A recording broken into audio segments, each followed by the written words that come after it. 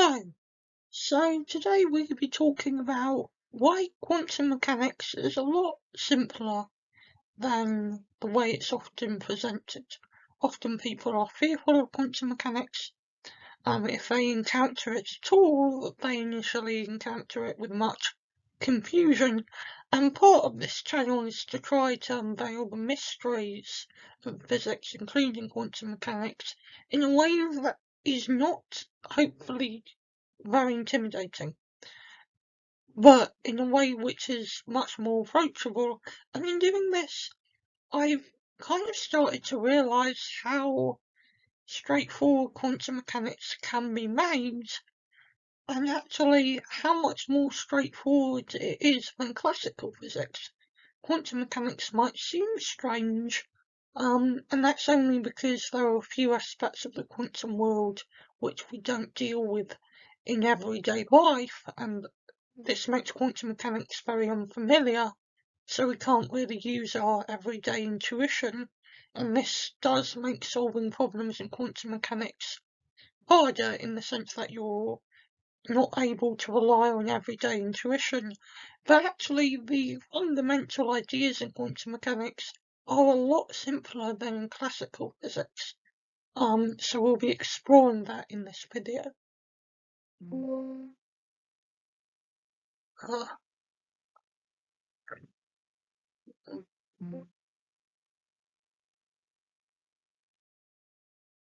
So to start this off, we're going to begin by discussing what is the role of physics? Like, what is physics trying to do? Because often it's described as the study of literally everything from subatomic particles to the entire universe. But that doesn't really help describe what physics is. If anything, that just makes it even more ambiguous what physics is actually about. So I'm going to be trying to describe what physics is in terms of what is the goal of physics. Like when we say we're doing physics, what's the core essence of what we're trying to do? So the way I describe the goal of physics, and this is much open to debate, but I think this is a good thing that gets to the heart of what physics is trying to do. So to start off in physics, we have a collection of particles or objects. Some of those objects might be waves, but we have a collection of particles or objects, and we call this collection a system. A system could be a single atom, it could be an entire pencil, it could be an entire galaxy or cluster, or it could be the entire observable universe. But a system is just a group of particles or objects, and the goal of physics is to come up with, firstly, a way to describe the system as it is initially mathematically. And the technical word for the description of a system is a state. So we want some way of describing the states of the system. And in classical physics, we do this by just specifying the position of all the particles and their various momenta, or we might specify their relative position and the forces between them. But we have some initial description of the system. And then physics tries to find an equation that describes how this state will evolve over time and space. And we could be particularly interested in looking at how a system evolves in time. For example, in diffusion, you might have the movement of molecules from a region of high concentration to low concentration, but like there will be some way in which the system changes, and the goal of physics is to find an equation that describes this change, and then to solve it to find out how the system does change. So, in summary, physics is the art of finding and solving an equation which describes how the state of a system will evolve with time. And that's the goal of physics. That's what all of physics is about. It might be how the position of a mass on a pendulum changes with time, or it might be how the space-time of the universe changes with time. but it's how something changes with time. And physics is about finding an equation that describes this and then solving that equation. So now we're going to move on to how classical physics does this. Now I'm doing this because often people think that classical physics and Newtonian physics is far simpler than quantum mechanics, and I'm going to try to show that actually the opposite is true. So we'll start with classical physics and discuss how this goes about finding an equation to describe the evolution of a state of a system. So in classical physics, we describe the state of a system by specifying things about the system. Now usually that's the initial position and momentum of the particles.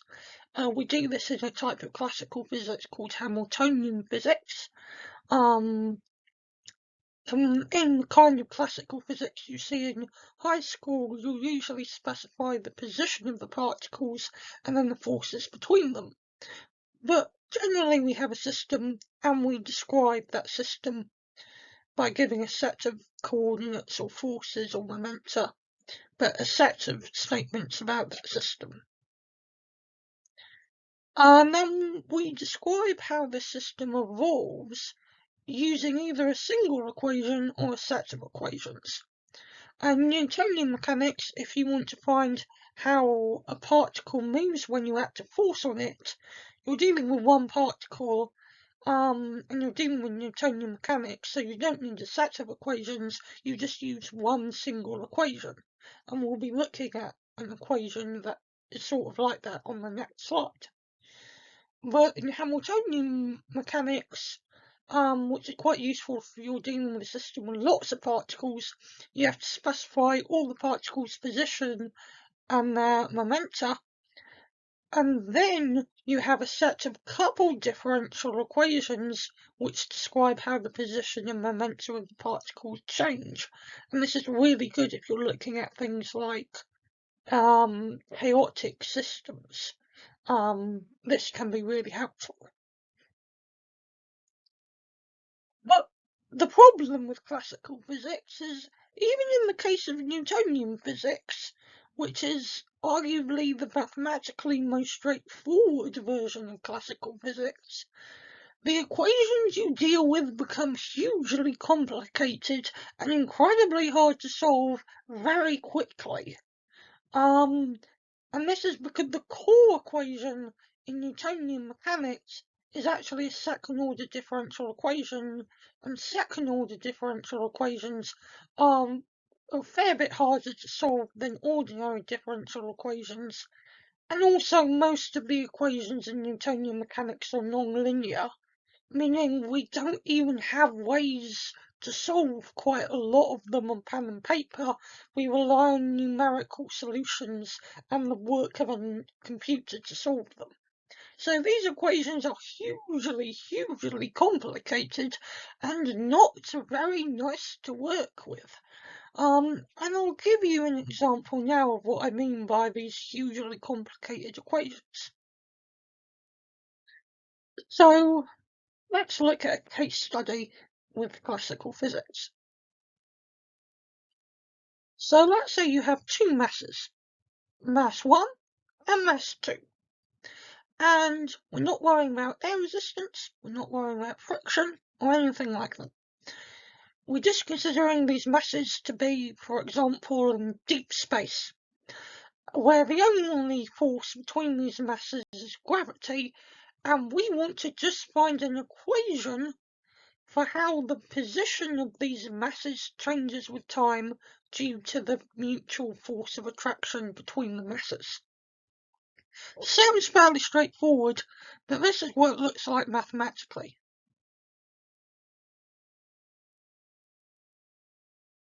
It's really not the nicest of equations.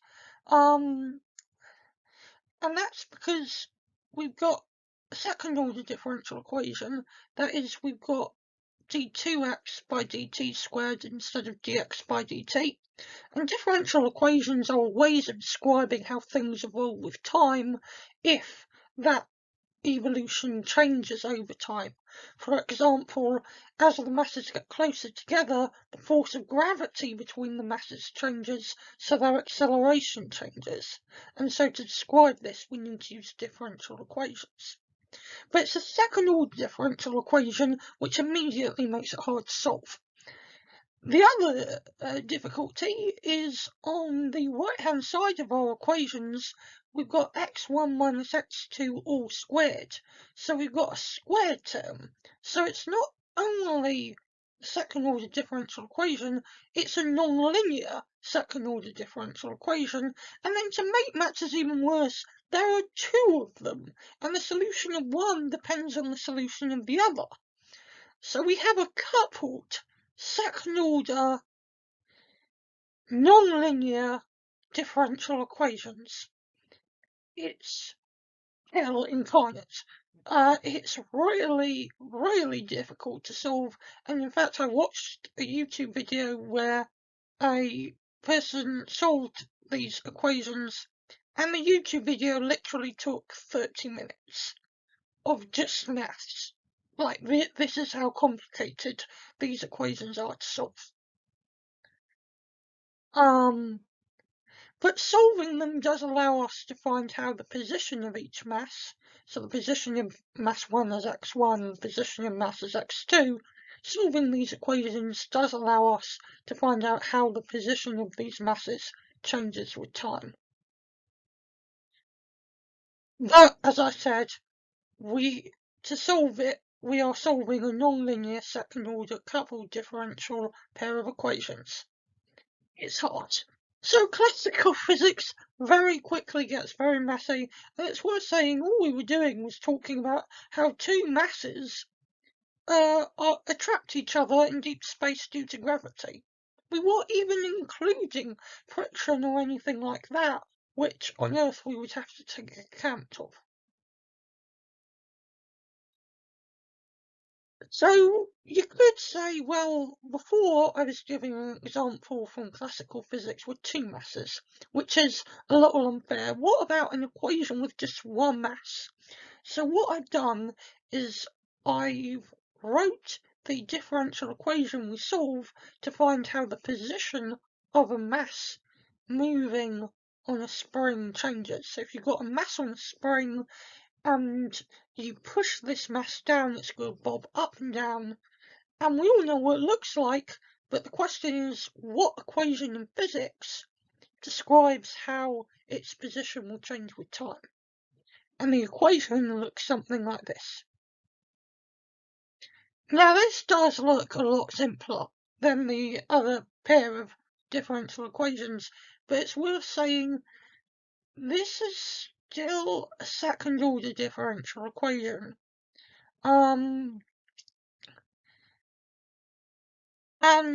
like, second-order differential equations are not the easiest thing to solve. This one we can solve fairly straightforwardly on pen and paper, but it's still second-order, which makes it kind of hard. So this looks better than the previous equations we've looked at, but it's still a second-order differential equation. So now we're going to move on to how quantum mechanics deals with things. And what I'm going to try to get at is that the fundamental equation in quantum mechanics we can get at without any reference to experiments in quantum physics, or very little reference. We can get there by just pure reasoning about what would the simplest equation that describes a state, well, that describes the evolution of a state of a system look like. What would be the simplest equation which satisfies the goal of physics? And it turns out this equation will be the fundamental equation in quantum mechanics. So let's start looking at how quantum mechanics deals with finding an equation to discuss the evolution of the state of a system.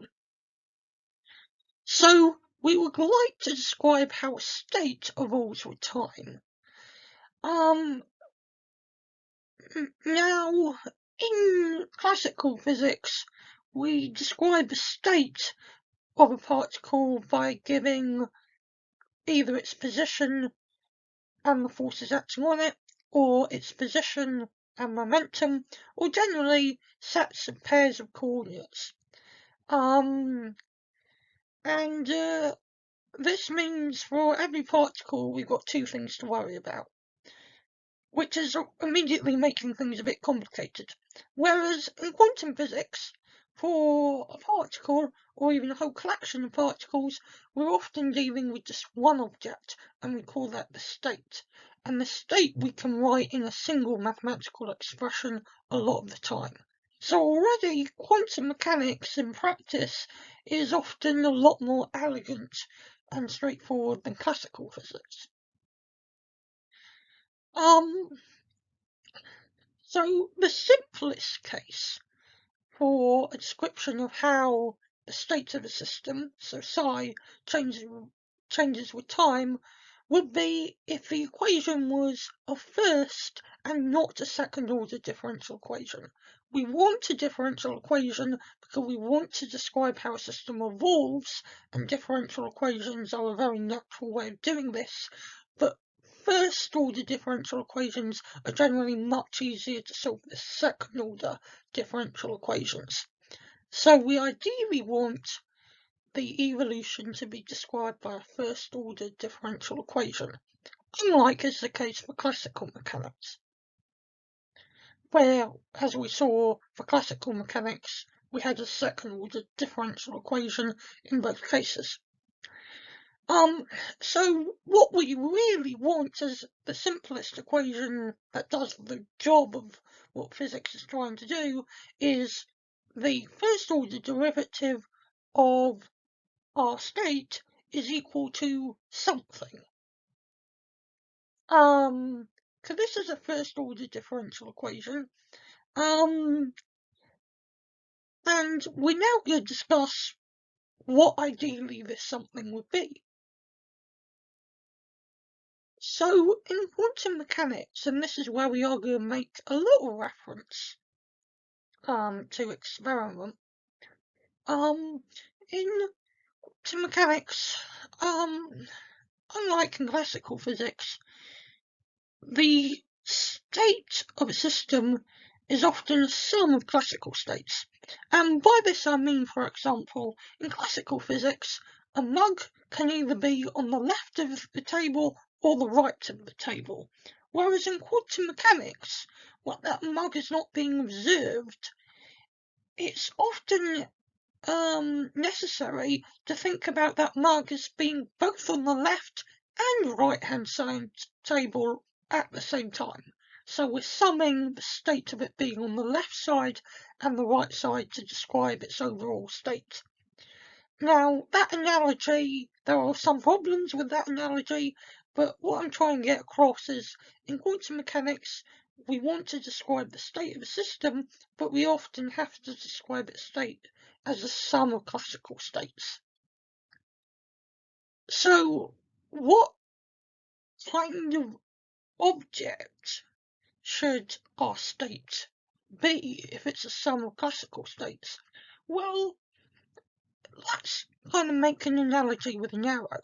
So we can think of a diagonal arrow as a sum of a horizontal arrow and a vertical arrow.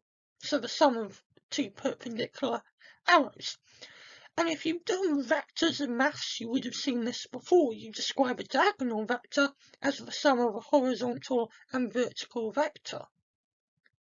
So we can describe a vector as the sum of vectors that make it up.